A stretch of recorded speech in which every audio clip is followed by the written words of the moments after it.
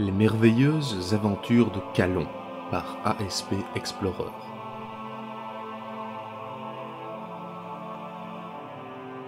Chapitre 4 où nos héros font le spectacle.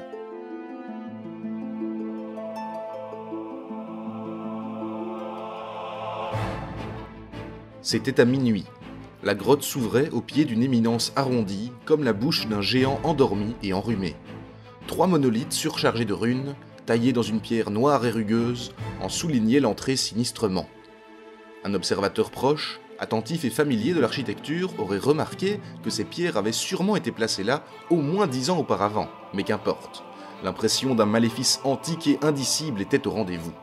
C'était voulu. Pour faire plus vrai, un jardinier était embauché à temps plein par le comité des fêtes de Bantozoz afin d'entretenir en permanence une vaste clairière autour de ce lieu hautement touristique. Et surtout pour tordre les pauvres chênes formant la lisière et les repeindre régulièrement au brou de noix. Le lieu était donc sinistre à souhait comme seul un professionnel consciencieux pouvait rendre sinistre un lieu par ailleurs fort quelconque. Pour l'instant, une foule considérable se pressait à la lueur de multitudes de torches pour voir les derniers instants du prochain groupe de téméraires. Les jeunes filles parées de leurs plus beaux atours s'apprêtaient à défaillir, quelques prêtres itinérants astiquaient leur matériel de bénédiction ou de malédiction, et sous les manteaux de fourrure circulaient des grosses sommes et de surprenantes quantités de marchandises, parfois légales. Un podium haut et large avait été monté contre une amorce de falaise et décoré de tentures presque neuves, figurant de scènes guerrières et héroïques. Sur le dit podium, 3 hommes paraissaient très embêtés.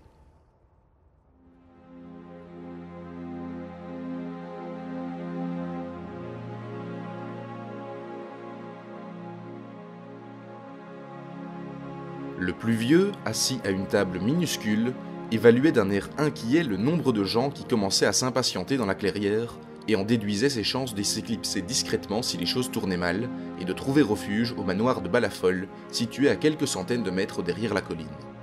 Le second, de taille imposante, à la figure rougeaude et à la moustache fournie, portait autour du torse une chaîne en or qui témoignait de sa charge d'échevin. Il se nommait Sergoun.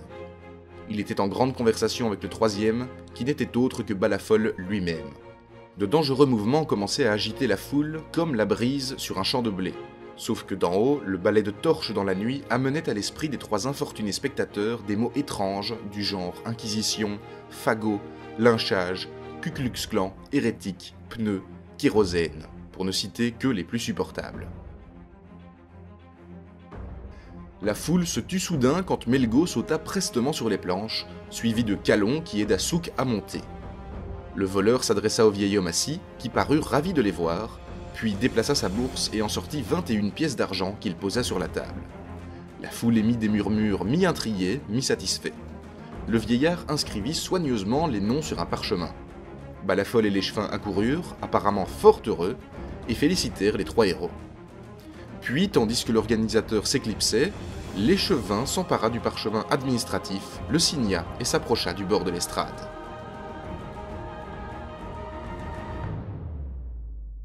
Mes amis et chers concitoyens, voyageurs, marchands et visiteurs, c'est avec une joie exultante que j'ai l'honneur et l'avantage et le privilège, ce soir encore, de vous présenter un fort parti de héros intrépides dont le courage et la droiture morale vont encore une fois éclairer nos cœurs à l'unisson, dont le chant dans la nuit montera jusqu'aux dieux, dont l'immense et proverbiale générosité assurera la prospérité de la commune municipale dont je suis le modeste représentant de la communauté civique.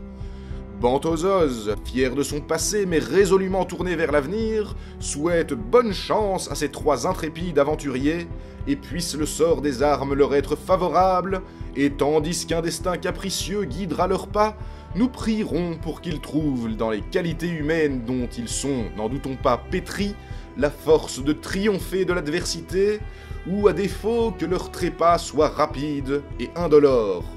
Suivant les traces de leurs glorieux aînés, ils vont pénétrer dans l'antre putride de la bête, digne et beau représentant de l'espèce humaine, en marche vers un avenir glorieux qui éclairera les générations futures de Bantosiens, et leur gloire rejaillira sur nous tous qui les garderons dans notre mémoire éternellement. Le premier d'entre eux nous vient d'un pays gorgé de soleil, du millénaire et fort sage empire de Ptah. Mesdames et messieurs, faites une ovation au rusé Melgo le voleur.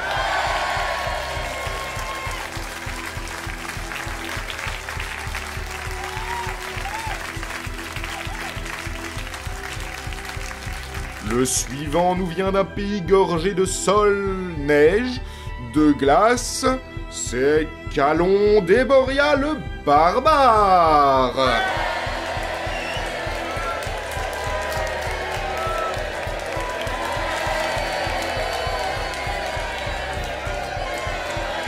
Et la dernière nous vient d'Ak, la mystérieuse.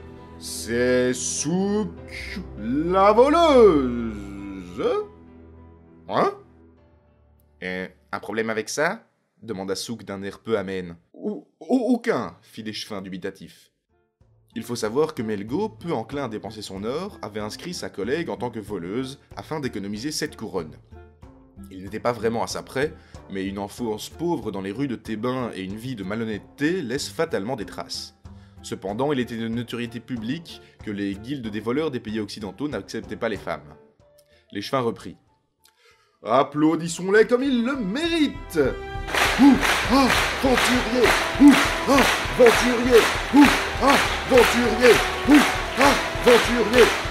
Ah, venturier. Ah, venturier.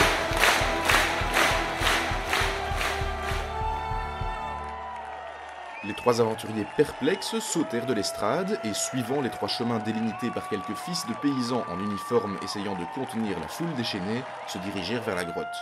Ils n'avaient plus le choix. Autour d'eux, la marée humaine tanguait, roulait et gitait de toutes parts. Les hurlements de douleur des infortunés propriétaires de grands pieds n'arrivaient pas à couvrir les râles de pamoison d'honnêtes mères de famille qui, en cette occasion, offraient impudiquement à l'Éboriens leur charme fréquemment avarié. Ils furent presque heureux d'entrer dans la fraîcheur et l'obscurité de la caverne.